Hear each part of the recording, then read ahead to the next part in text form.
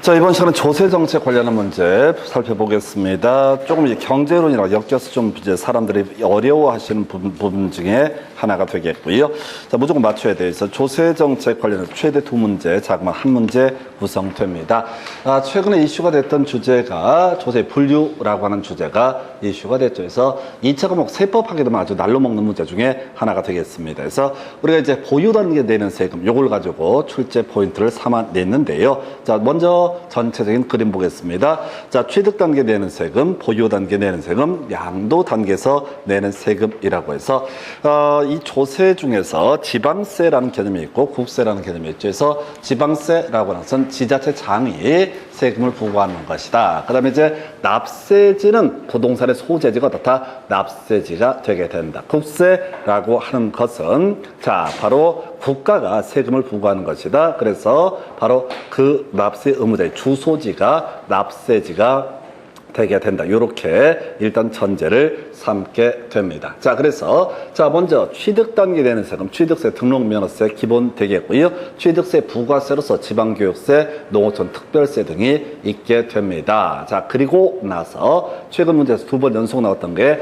보유 단계에서 내는 세금. 자, 먼저 지방세로서 재산세라고 하는 것이 가장 기본이 되게 될 것이고요. 그 다음에 재산세는 거의 비슷한 세금이 지역자원시설세라고 하는 것. 그래서 우리가 이제 이렇게 가는 거죠. 우리가 재산세, 과세, 객세라고 하는 것은 토지, 건물, 그 다음에 주택, 항공기, 선박 이런 것들이 재산세, 과세 대상이 되는데 한편 건물 중에서 또 주택 중에서 일정한 경우에는 지역자원시설세라는 세금을 내기도 합니다. 이 지역자원시설세, 이 세금은 어디로 쓰이게 되냐면 소방서라든가 이런 거 있잖아요. 소방서 운영하는데 쓰이는 돈, 이런 것들. 자, 건물이 있으면 어떻다? 화재가 발생할 수 있다. 화재가 발생하면 소방 관련한 서비스 받아야 되잖아요. 그래서 그런 걸 대비해서 미리 어떻다? 지역자원시설세라는 거. 토지 같은 것은 불날이 없거든요. 그래서 지역자원시설세의 객체가 되지 않는다. 그래서 지역자원시설세는 일단 논의 자체가 재산세와 거의 유사한 것으로 해석을 하게 됩니다. 그 다음에 또 하나 이슈가 될 게 지금 이제 국세 중에서 종부세라고 하는 것이 하나의 이슈. 그래서 이 종부세 관련해서는 그렇죠. 토지 중에서 자, 우리가 세법 공부하실 때 분리 과세 대상 토지를 제외한 나머지 별도 합산이나 종합 합산 과세 대상 토지 중에서 그 아액이 별도 합산은 80억 초과, 종합 합산은 5억 초과 등을 하게 되면 어떻다? 종부세라고 하는 것을 납부할 의무가 발생하죠. 또 주택 관련해서도 1세대 1주택이면 9억 초과고 1세대 다주택이면은 6억 초과 이런 식으로 이제 가게 되죠. 그래서 주택 중에서 별장을 지은 주택에 대해서 일정한 종부세가 부과가 된다. 그래서 최근 문제에서는 재산세하고 종부세 얘기를 가지고 계속 구성을 되고 있어요. 그래서 29회 때 종부세 물어봤어요. 국세이면서 보유세이고 뭐 등등등이 뭐냐. 그때 답이 종부세였고 그 다음에 나왔던 문제가 바로 자, 지방세이면서 보유세가 뭐냐. 이게 이제 기억, 재산세가 됐었고 니은해서 종부세 자, 보유세이면서 국세가 뭐냐 이런 것을 가지고 구성을 했습니다. 그 외에 양도 단계 내는 세금이 양도소득세도. 그래서 사실 이 주제는 나중에 세법 공부하실 때 조금 더 디테일하게 공부를 하죠. 그래서 보유 단계 내는 세금에는 사실 종합소득세나 지방소득세 이런 것들도 포함이 되게 된다. 부동산을 보유하면서 그걸 운용을 해서 소득이 있게 되면 어떻다? 소득세, 납세 의무가 성립한다. 근데 학개론 파트에서는 결국 이제 재산세, 종부세, 요거 보유세가 뭐냐라는 정도로 출제가 됐고, 요거는 이제 뭐 되는 대로 외워보시고 또 특히 세법이랑 같이 연계해서 공부를 하시게 되면은 나중에 이런 문제 나오면 정말 감사한 마음으로 문제를 찍어내릴 수가 있을 거예요. 자, 그러다 치고 자, 이제 거의 문제가 조세의 증감 얘기가 나오게 되는데 지금 조세의 증가하고요. 조세의 감소 크게 두 개로 대비를 봅니다. 그래서 모든 문제는 조세의 증가가 중심축이 되게 돼요. 그래서 지금 여러분 자료 지금 제가 정리해 놓기를 수요 감소한다라고 하는 거. 자, 우리가 앞에서 수요량의 변화와 수요의 변화라는 개념을 논의한 바가 있습니다. 그래서 그 재화의 가격 때문에 가격이 상승하게 되면 구입하고자 하는 최대 수량이 감소하는 것을 수요량의 감소라고 부르게 될 거고, 그 다음에 그 재화의 가격 외에 다른 요인에 따라서 구입하고자 하는 최대 수량의 변화가 있으면 이걸 뭐라고 한다? 수요의 변화라는 용어를 쓰게 됩니다. 그래서 수요가 조세가 증가하게 되면은 이건 그 재화의 가격 외의 요인에 따라서 구입하고자 하는 최대 욕구에 영향을 미칩니다. 수요가 감소한다. 그럼 수요가 감소하면 다 가격은 하락하게 된다. 여기까지는 이제 기본적인 골격. 근데 문제 구성할 때요, 이 수요 증가 감소 얘기는 항상 시험 지문에 한 개씩 툭툭 던져놓습니다. 틀리든 맞든 답은 안 되는 지문으로 구성을 합니다. 다시 갑시다. 갑자기 세금이 늘어났다. 보유세가 됐든 거래세가 됐든 세금이 늘어나게 되면 어떻다? 수요는 감소하게 될 것이고, 그 다음에 가격은 하락하게 된다라고 할 것. 자, 이제 어려운 얘기 볼까요? 경제적 순손실이라고 하는 것을 살펴보도록 하겠습니다. 경제적 순손실이라고 하는 것. 자, 세금이 올라가게 되면요. 자, 소비자 잉여, 공급자, 생산자 잉여라고 하는 것은 다 감소하게 된다. 별 얘기 아니고 다른 조건이 다 동일한데 세금이 겁나 많이 뛰었어. 그럼 공급자, 매도인 되겠죠? 매도인 입장에서는 양도소득세나 이런 것들을 더 많이 내야 되기 때문에 자, 그만큼 어떻다? 남는 게 줄어들게 된다. 자, 소비자, 매수인 입장이 되겠습니다. 수요자 입장에서. 그러면 여기저기 세금 뜯기는 게 많으니까 아무래도 매도인 입장에서는 뭘 할 것이다? 가격을 좀 더 올리거나 세금 부분을 좀 붙여서 올리거나 이럴 수 있을 것이다. 그래서 소비자 잉여도 감소하게 된다. 이런 것들은 그냥 던져둔 질문이야. 정부 입장, 이게 이제 포인트가 되는 거죠. 그래서 경제적 순손실, 그래서 여러분 자료에는 정부도 경제적 순손실이 발생한다라고 되어 있죠. 통째로 외우시면 돼. 정부도 다 경제적 순손실이 발생한다. 그래서 가끔 이제 나온 얘기 중에 제일 무식한 얘기가 그거잖아요. 보유세를 올립시다라고 이렇게 얘기를 지금 합니다. 집값 오를 때 뭘 하자? 보유세를 올리자. 보유세를 올리게 되면요. 자, 경우에 따라서는 정부가 개피 보는 수가 있습니다. 왜? 조세 저항, 특히 거래세를 잘못 올리게 되면 거래를 안 해버려. 거래를 안 하게 되면 어떻게 돼? 큰일 나. 지자체에 재원 중에 제일 중요한 게 취득세거든요. 이 취득세가 안 거치게 되면 지자체 재정 운용이 되지 않습니다. 자, 그 다음에 이제 보유세도 마찬가지죠. 조세 저항 문제 터지게 될 테고 온갖 사회적으로 혼란과 등등 불만과 다툼이 발생하니까 이게 꼭 남는 장사가 아니야. 정부 입장에서는 세금 안 올리고 그냥 무난하게 넘어가는 게 제일 좋아. 욕도 안 먹고 자, 이런저런 문제가 안 터지니까. 근데 지금 조세가 증가되게 된다. 그랬을 때 논리의 전제가 있어요. 자, 우리가 이제 인터넷 댓글들 보시게 되면 대부분 이제 하시는 말씀이 세금을 올리게 되면 어떻다? 지금 정부에서 이런저런 복지니 뭐니 이런 재원 때문에 삥 뜯으려고 한다. 이게 단순하게 그렇게 볼 만한 문제는 아닙니다. 그래서 세금을 올리게 되면 오히려 어떻다고요? 정부도 경제적 순손실이 발생하는 경우가 있는데 이건 이제 수요나 공급이 탄력적으로 반응한다라는 전제가 쌓여 있을 때입니다. 탄력적이라는 게 뭐야? 조세 증가율 대비해서 수요가 급감해버리거나 공급이 급감해버리거나 이런 사태가 터지게 되면 어떻다? 오히려 정부도 경제적 순손실이 발생한다라고 해서 요거 하나 암기하실 포인트에서 자, 과정 보지 마시고요. 좋은 머리 가지고 외우시면 됩니다. 정부도 어떻다? 경제적 순손실이 발생한다. 자, 세금이 올라서 정부의 어떤 수입이 늘어난다. 조세 수입이 늘어난다. 이런 것들은 시험이 안 내. 이건 유치찬란한 문제니까. 근데 수요나 공급이 탄력적으로 반응하게 되면 어떻다? 정부도 경제적 순손실이 발생하게 된다라고 하는 거 요렇게 그림을 잡게 됩니다. 정부도 다 경제적 순손실이 발생한다. 외우시라고 다른 거 다 빼버리고 정부도 다 경제적 순손실이 발생한다. 이게 첫 번째 직접적인 암기 포인트. 문장 보지 마시고 무조건 정부도 다 경제적 순손실이 발생한다. 물론 논의 전제는 수요나 공급이 탄력적으로 반응하면 이라는 전제를 깔고 있는데 어차피 시험에는 무조건 탄력적으로 반응하는 경만 전제를 해. 탄력적으로 반응하지 않아서 정부가 세수입이 늘어난다. 그러면 학교는 이거 뭐 공부할 필요도 없어. 그냥 상식으로 가서 세금이 늘어나면 정부가 대박을 치는구나. 이렇게 답을 구성하지 않아요. 그래서 수요나 공급이 탄력적으로 반응한다. 항상 전제를 깔기 때문에 이때는 어떻다? 정부도 경제적 순손실이 발생하게 된다. 첫 번째 이슈. 두 번째 이슈, 조세 전가라는 개념. 자, 조세 전가 요 얘기를 하려면 지금 이제 탄력적이냐 비탄력적이냐. 자, 가십시다. 앞에서 우리 지난 시간에 공부하실 때 수요의 가격 탄력성이라고 하는 거, 가격 변화율을 보내 가격 변화에 따른 그 재화의 수요량의 변화율을 가리켜서 수요의 가격 탄력성. 그래서 가격 탄력자 변화율, 즉 분모보다 분자값이 커지게 되면 어떻다? 이걸 탄력적이다라고 이렇게 평가를 하게 됩니다.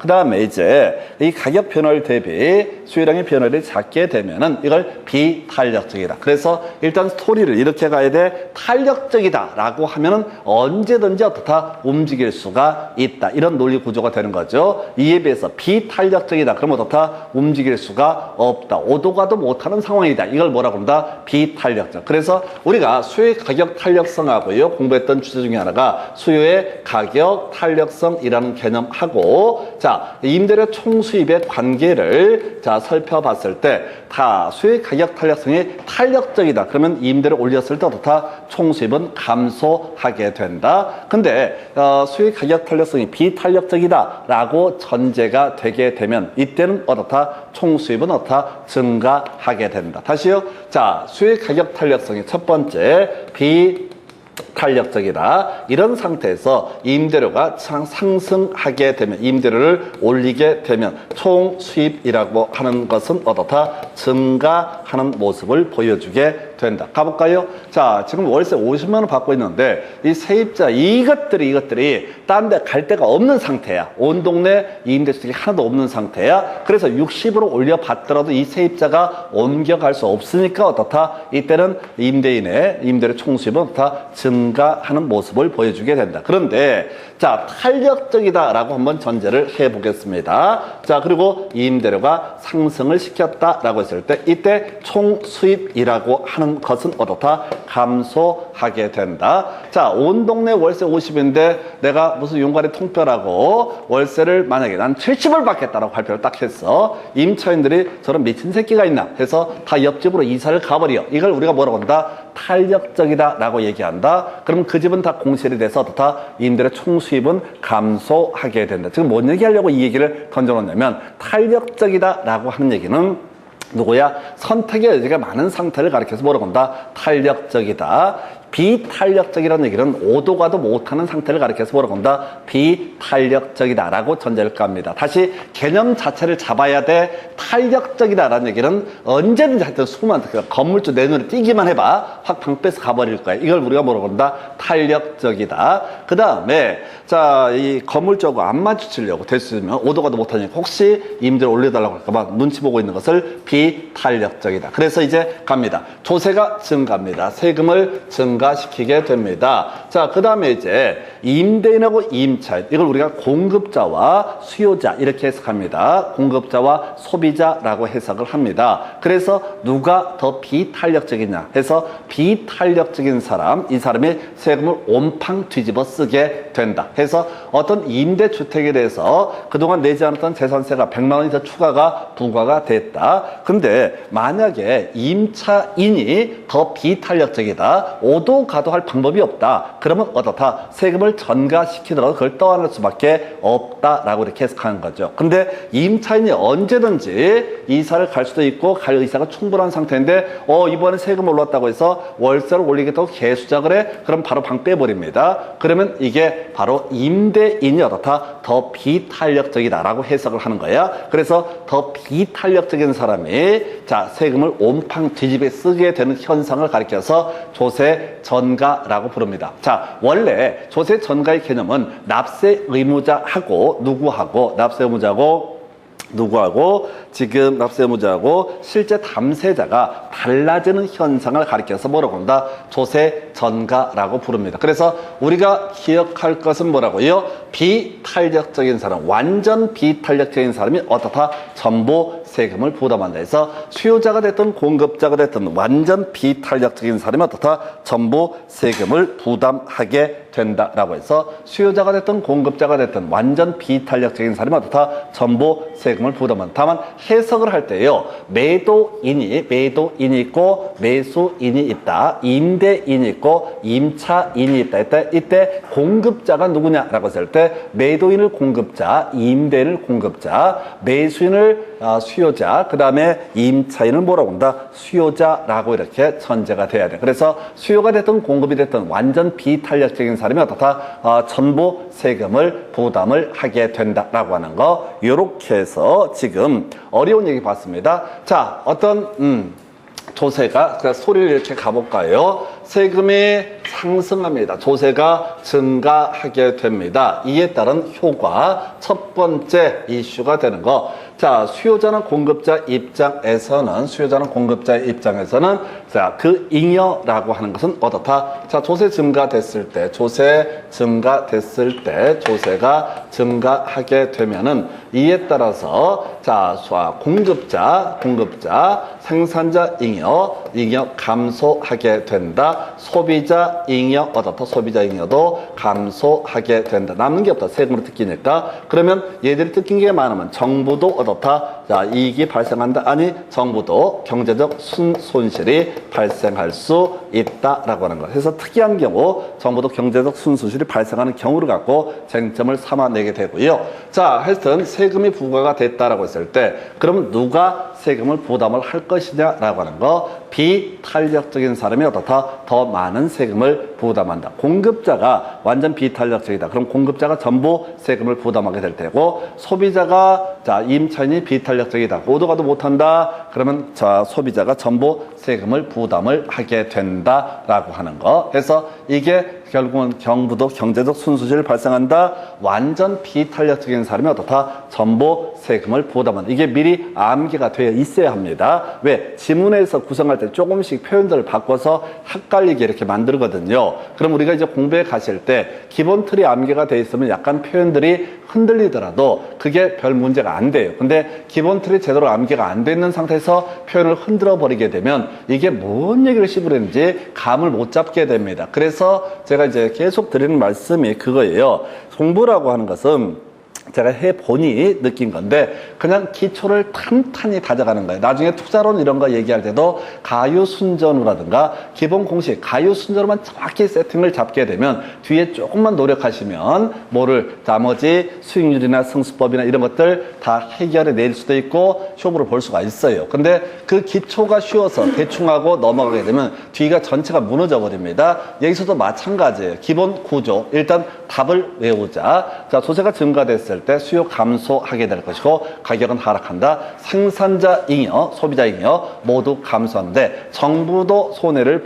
경우에 따라서 볼 수가 있다. 해서 이거 정부도 경제적 손실이 발생한다. 물론 논의의 전제는 수요나 공급이 탄력적으로 반응했다라는 전제가 쌓여 있을 때 이런 요건들이 결론이 나오게 될 것이고요. 그리고 나서 또 하나 쟁점을 삼게 되는 게 조세 전가 비탄력적인 사람이 어떻다? 더 많은 세금을 부담한다. 이거 너무 유치한 거예요. 그래서 시험 문제를 구성할 때는 뭐라고요? 완전 비탄력적인 자가 어떻다? 전부 세금을 부담을 하게 된다라고 하는 거. 이게 두 번째 맥락. 그 외 세 번째가 여러분 자료에 그거 나와있죠. 동결 효과라고 해서 양도소득세 세율을 올리거나 하게 되면은 이 매도인이 자, 이 주택의 양도, 매도라고 해서 뒤로 미루는 현상. 이걸 우리가 동결 효과라고 그런다. 얼음 딱 멈춰버리는 거, 올스톱이 돼버리는 거. 이걸 우리가 동결 효과. 그러다 보니까 이 동결 효과가 발생하게 되면은 자, 공급을 다 뒤로 미루고 매물 내놨던 걸 다 걷어들입니다. 그러면 시장에 나와 있는 매물이 거의 없기 때문에 이때 오히려 주택 가격이 급등하는 그런 문제가 발생을 하게 된다. 그래서 전에 그런 말씀을 드린 바가 있습니다.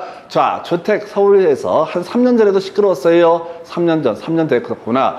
그 당시에 3년 전에 아마 박근혜 정부의 후기 같은데 그때 쌩 난리가 났어. 주택 가격이 급등을 하니까 저때 정부에서 내놓은 카드는 기가 막힌 걸 꺼냈어요. 무릎을 탁 칠 만큼 뭐 주택 공급 많이 하겠다 이런 거 안 해. 그린벨트를 해제하겠다 이런 거 안 해. 임대주택 공급하겠다 안 해. 그냥 그 박근혜 정부 마지막에 했던 압도적인 정책은 뭐였냐면 하여튼 중개업소 문만 열어봐 죽여버릴 거야. 요렇게 발표를 했어. 중개업소 문만 열어봐. 자, 아파트가 거래가 돼야지 어때요? 가격이 상승하겠죠? 거래가 안 되면 가격 상승 안 한다니까? 거래가 돼야지 가격이 상승하든 말든 하는 거지. 그때 강남 지역이 폭등을 하는 시기였거든요. 그래서 제가 이렇게 이 칠판 보십시오. 이 칠판이 뭐냐면은 그때 강남에서 여기까지 수업 받으러 오신 분이 기념품으로 사주고 가신 거야. 왜? 강남에서 여기까지 왜 수업을 받으러 와? 1시간씩 넘게. 대근 또 하남인가 그래. 그래서 복덕방 수업 받으러 하남에서 강남 출근했다가 안양까지 오시고, 그분이 왜 그렇게 이제 중개업이 잘 됐던 분인데 왜 갑자기 한 두세 달을 개고생을 하고 이렇게 했었냐면은 중개업소를 못 여는 거야. 거래를 막아버리는 방법이 양도소득세를 중과하는 게 아니라 중개업소한테 공표를 하는 거야.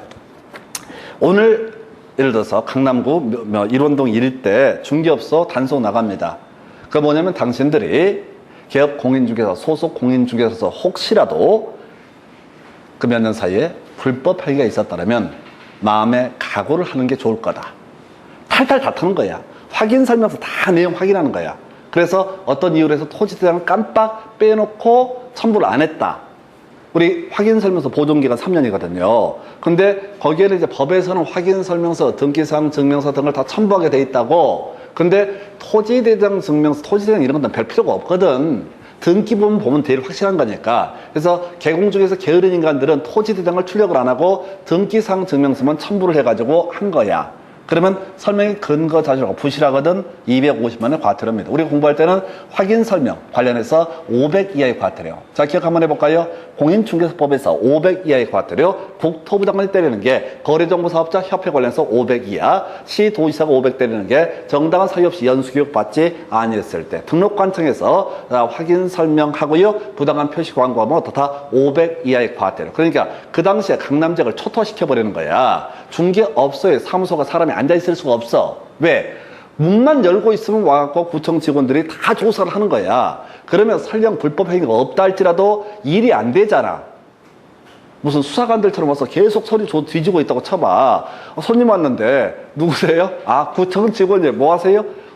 혹시 우리 확인 설명에 문제 있나? 탈탈 털고 있어요.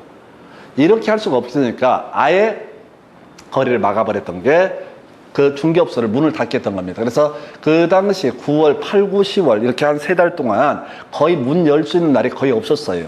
그분이 연세가 많으신 분이었는데 하여튼 차 끌고 여기까지 와서 공부를 하셨던 그런 기억이 있습니다. 그래서 지금 뭔 얘기하다 동결 효과 마찬가지야. 이 동결 효과도 아예 거래 자체가 없어지게 되면은 오히려 어떻다? 주택 가격이 또 몇 개 매물이 거래되면서 급 상승할 수가 있다. 이 정도로 갑니다. 그래서 자, 조세 정책의 주요 이슈 다시 정리합니다.